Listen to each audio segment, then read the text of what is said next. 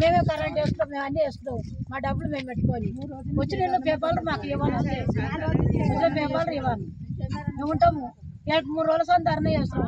ఆయన కింద జరుగుతాను లేదా ఆకలి కొని ధూపం కొని పశువులు వేసుకొని ఉంటున్నారు. బాలంతలు వచ్చారు, బాలంతలు వచ్చి ఉండి ఇంత అవకాశంతో ఆ పాపలు ఇంట్లో ఉంటారు. రాత్రి 10 గంటల దాకా పాములు వస్తున్నాయి, తేళ్ళు వస్తున్నాయి. మాకు ఇవ్వకుండా వచ్చిన ఇళ్ళ చాలు, ఆయన ఏం చేసి ఇవ్వకుండా సరే చేసినంత వరకు అయ్యేవాళ్ళు. మేము చేసుకుంటాము, ఇంకా జరిగి మేము చేసుకుంటాము. డబ్బులు వేసుకొని అందరం ఒకదా వేసుకొని చేసుకుంటాం. వచ్చిన ఇళ్ళే అయ్యేవాళ్ళు. మా పేపర్లు మాకు మేము 3 రోజుల కంటే ధర్నా చేస్తున్నాం.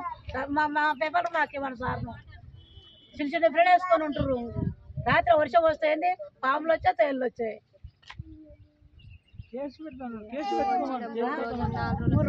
రోజుల సంది వస్తున్నాం కదా, మరి ఆ సార్ పేపర్ వచ్చి ఇవ్వను. వచ్చిన ఇల్లే ఉన్న ఇల్లే ఇవ్వను, కట్టిన ఇల్లే ఇవ్వను. ఆయన ఏం బాధపడము, కట్టుకున్న ఇల్లు వాళ్ళు మేము బాధపడి కట్టుకుంటాం, మంచిగా చేసుకుంటాము. ఇది లేకనే ఇంత బాధపడి వస్తున్నాం.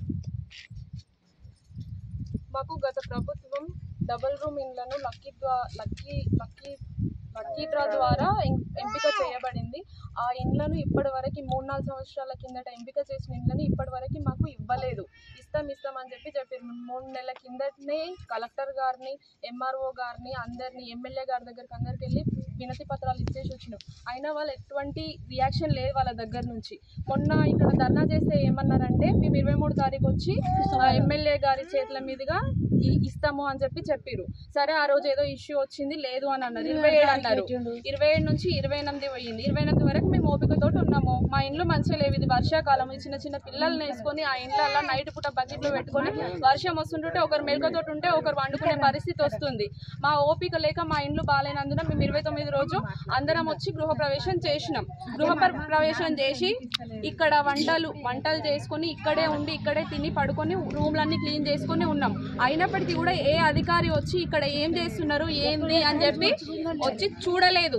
పోలీస్ వాళ్ళు వస్తున్నారు, చూస్తున్నారు, వెళ్తున్నారు. నిన్న జరిగిన విశేషం ఏంటంటే, పోలీస్ వాళ్ళు వచ్చిర్రు, నేమ్స్ తీసుకురు మావి.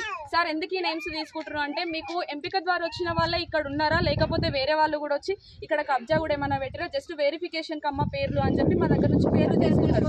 కానీ ఆ పేర్లు మాకు పొద్దున వరకు అసలు కేసు బుక్ చేయడానికి అన్న విషయం పొద్దున వరకు మాకు తెలియదు. పొద్దున పేపర్లో ఏమేసిరంటే 60 మంది 90 మంది ఉన్న దగ్గర వచ్చిర్రు, క్లీన్ చేసుకురు, గృహప్రవేశం చేసిరు. మేము బెదిరియడంతో, మేము చెప్పడంతో 40 మంది వెళ్ళిపోయారు. అక్కడ 20 మంది ఉన్నారు. ఆ 20 మంది పైన కఠిన చర్యలు తీసుకుంటే కేసు బుక్ చేయడం జరిగింది అని అన్నారు. ఫస్ట్ వాళ్ళు వచ్చింది ఎందుకో కూడా మాకు చెప్పలేదు. మా పైన కేసు పెట్టిరు కదా, ఎవరు పెట్టిరు, ఎందుకు పెట్టిరు, మేము ఇక్కడ ఏం ధ్వంసం చేసినాం, ఏమన్నా ధ్వంసం చేసి వీటిని నాశనం చేయడం జరిగిందా, అందుకు పెట్టిరా మా పైన కేసు? మా ఇండ్లు మాకు ఇవ్వమనే కదా అడుగుతుంది. ఇక్కడ కొంత పని మిగిలిపోయింది, ఆ పనులు మీరు ఏం చేయించకండి. మేము ఇక్కడ అందరం డబ్బులు వేసుకొని మా పనులు మేము చేయించుకుంటాం. మాకు ఇల్లు లేని పరిస్థితి, కూలిపోయే పరిస్థితులు ఉన్నాయి. అట్లా కూలిపోతే వస్తారు, పరామర్శిస్తారు, వెళ్ళిపోతారు. అప్పుడు చచ్చిపోయినాక ఇచ్చే బదులు బతుకున్నప్పుడే వాళ్ళ మొహాల